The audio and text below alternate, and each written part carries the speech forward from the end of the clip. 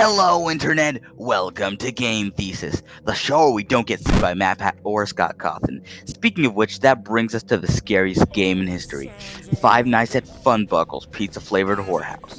Now, when you play through the game on your first run, you'll be incredibly confused with all its cryptic messages and events happening during the nights. But don't fret, dear viewer. I know the answers to all your questions. As you can see in the ending paycheck, the game takes place in 2008. Now, you'd think nothing of note happens in 2008 on the FNAF timeline, right? Wrong.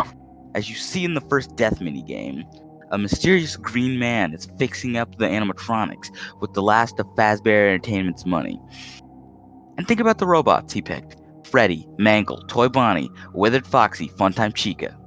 Now, what do all these animatronics share in common?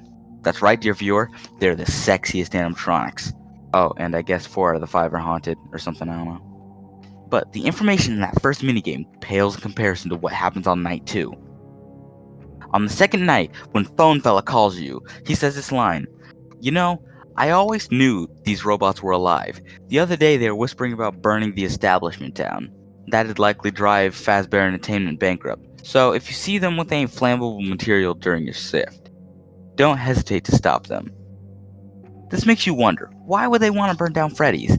The obvious reason would be to put an end to the Funbuckle establishment and free themselves from their robotic prisons.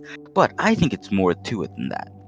On night 6, the animatronics are completely ignore you and focus on pouring gas all over the building.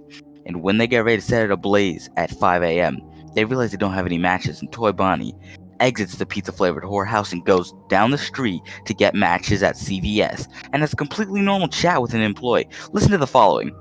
Oh, hey, Fred. Sup, Toy Bonnie? Busy night? Oh, you know it. Burning down a whorehouse is tough work. Oh, I know what you mean. Let me ring these matches up for you. Oh, thanks, man. Oh, and me and the guys are going out to drink after this. You want in?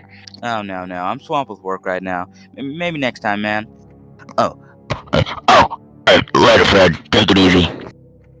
Interesting how normal people talk to the animatronics like they're normal. It's also shown the 5th minigame titled Go to Work. You play as Foxy as you enter the whorehouse and get on stage. On your way there, people wave and are generally nice to you, despite being a robotic murder fox. It seems the animatronics are seen and treated like normal people until they go on stage. Except for Funtime Chica. She's not haunted. Why is that? Why is it that all the people interact with animatronics like it's no big deal? The answer is quite complex. In the 4th minigame, you see Green Man talking about the animatronics like they are children. Perhaps the souls of the children took this literally and decided to become part of society. That would explain all the times they are seen outside the building, which is something the animatronics have never done before in any game.